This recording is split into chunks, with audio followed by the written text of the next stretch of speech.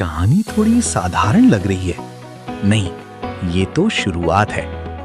पांचों दोस्त वापस आ चुके थे, पर अमन अपने घर चला गया था और आर्यन, कार्तिक, ध्रुव और वरुण कोठी में आ गए थे। उस समय शाम के 5 बज रहे थे और वरुण के दिमाग में अपने दोस्तों की बात चल रही थी, क्योंकि वरुण ने जिस तरह से स्कूटर के अंदर की दिक्कत को पकड़ा था और सही करने का तरीका भी बताया था, वो एकदम ओके था। इतना ही नहीं, वरुण ने उस स्कूटर की 2 स्ट्रोक इंजन को रिप्लेस करके उसे 4 स्ट्रोक का बना दिया था। हाँ, वो बात अलग थी कि 4 स्ट्रोक इंजन का डिजाइन थोड़ा कॉम्प्लेक्स था 2 स्ट्रोक के मुकाबले, पर वरुण ने ये सब अपने कॉलेज में अच्छे से पढ़ रखा था। लेकिन इस समय ये 4 स्ट्रोक इंजन नया था और गांव के पास के शहर या छोटे शहरों में इसका ज्ञान या प्रैक्टिस किसी को नहीं था कि इसे रिपेयर कर सके। लेकिन वरुण ने जब ये सब किया तो ध्रुव ने और बाकी के दोस्तों, कार्तिक को छोड़कर, सब ने कहा कि तू कोई मैकेनिक की शॉप ही खोल ले। और जब कोई भी बात हो और अमन बीच में ना बोले, ऐसा हो ही नहीं सकता था। अमन ने कहा, वरुण तू गाड़ियां, मोटरसाइकिल को रिपेयर कर देगा तो हम भी उसी शॉप में पंचर बना दिया करेंगे। अब अमन ठहरा आदत से मजबूर पर दिल का साफ दोस्त। उसकी दुनिया पर अब उसकी दुनिया में एक भूचाल आने वाला था। तो वहीं शाम गांव में सेठ धनराज के घर में त्रिकाल वेदी बेहोश था। उसके शरीर पे कोई घाव नहीं था, लेकिन उसकी आंतरिक ऊर्जा छिन्न भिन्न हो चुकी थी। तो सेठ वहीं खड़ा मन ही मन गाली दे रहा था रामेश्वर को कि किस नालायक को उठा लाया है जो अभी तक एक काम भी अच्छे से नहीं कर पाया।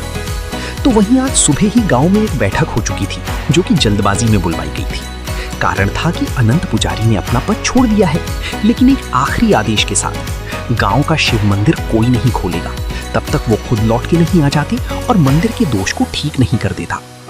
पर वरुण, उसे तो नयन ने कोई अलग ही कहानी सुनाई थी ताकि अपना काम निकलवा सके।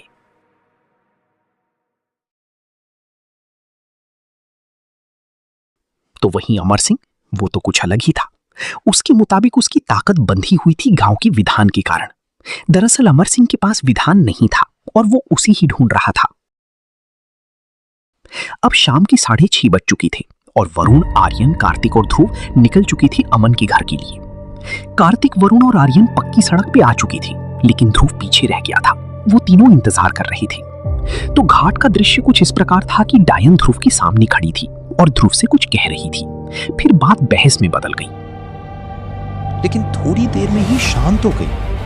कितनी अजीब बात है, एक डायन जो सिर्फ अपने लिए जीती है, अपने लिए अपनी ताकतों और शक्तियों को बढ़ाती है, लेकिन अचानक से वो किसी से हाथ जोड़कर, घुटनों पे आकर किसी से भीख मांग रही हो और कह रही हो, बस एक मौका दे दो, कम से कम एक बार मिल लेने दो, बात कर लेने दो, बस एक बार। ऐसा कुछ हो रहा था घाट पर। वो भी डायन यानी नयन ध्रुव से भीख मांग रही थी।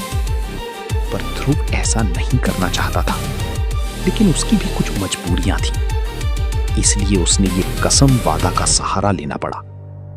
खैर, ध्रुव ने कहा, कौन हो तुम? डायनें ऐसी नहीं होती और तुम्हारी जैसी डायन तो बिल्कुल भी नहीं होती। कौन हो तुम? तुम वो नहीं हो जिसे ये गांव जानता है, जिसे ये दुनिया जानती है। 17 साल पुरानी डायन ऐसी तो बिल्कुल भी नहीं थी। नयन यानी डायन के भाव बदल चुके थे, जैसे कोई बड़ा राज अब बाहर आने वाला हो। लेकिन ध्रुव वहां से जाने लगा। डायन की आस टूटने लगी कि तभी ध्रुव ने चलते हुए कहा, तुम्हारे पास एक मौका है वरुण से मिलने का, उसके साथ समय बिताने का। फिर उसके बाद वो तुम्हारे लिए एक अनजान शख्स होगा। फिर ध्रुव रुकता है और कहता है, याद रखना, उसके सामने मेरी।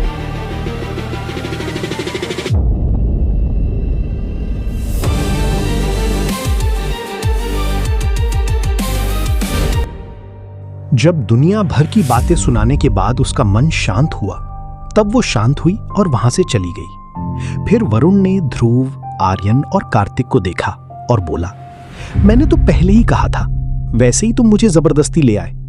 फिर उसने अपना गिफ्ट ध्रुव को देते हुए कहा, ये उसे दे देना, और जब मेरे बारे में पूछे तो कह देना कि मेरी तबीयत खराब थी, इसलिए नहीं आ पाया। फिर वरुण वहां से चला गया। किसी के पास शब्द नहीं थे वरुण को रोकने के लिए, लेकिन कार्तिक नहीं गया। उसे ध्रुव ने रोक दिया था, क्योंकि अमन उसका भी दोस्त था और इतने कम समय में वो उसका एक अच्छा दोस्त बन गया था। फिर भी ऐसे ना आना ठीक नहीं रहेगा। इसी के साथ अब वो तीनों अमन के घर की तरफ बढ़ने लगे। इसके बाद वो तीनों अमन के घर चले गए। अंदर जैसे ही तीनों गए और सामने देखा तो देखता रह गया। उसके आसपास का माहौल उस समय थम सा गया था, कोई मूवमेंट नहीं, कि तभी उसके कान में एक आवाज आई, हो गया है तुझको तो प्यार सजना। और आर्यन को एक झटका लगता है। आर्यन होश में आता है तो उसके कानों में कार्तिक की आवाज आती है। कार्तिक कह रहा था, अबे आगे बढ़, अब क्या यहीं खड़े रहने का विचार है? आर्यन ने हड़बड़ाते हुए हूं करते हुए आगे बढ़ा कि तभी सामने से वो आ रही थी जिसे देखकर आर्यन के कान में गानों की धुन बजने लगी थी। वो लड़की उसके एकदम पास से निकली और आर्यन का शरीर भी कांप गया उसकी इतनी पास की मौजूदगी से। उसकी सांसों में एक सुगंध थी जिसमें वो खोने लगा था कि तभी ध्रुव ने आर्यन के कंधे पे हाथ रखकर बोला, क्या सोच रहा है, चल। इसके बाद क्या होना था? वरुण तो वहां था नहीं, वो अकेला था, भटका हुआ था। वो घाट पर बैठा नदी को घूर रहा था। उसके मन में कुछ सवाल थे, लेकिन जब उसने नदी के इर्द गिर्द नजरें घुमाई तो उसके दिमाग में कुछ पुरानी बीते हुए समय के पल चलने लगे। लेकिन उसके हिसाब से उसके साथ ऐसा कभी हुआ ही नहीं था।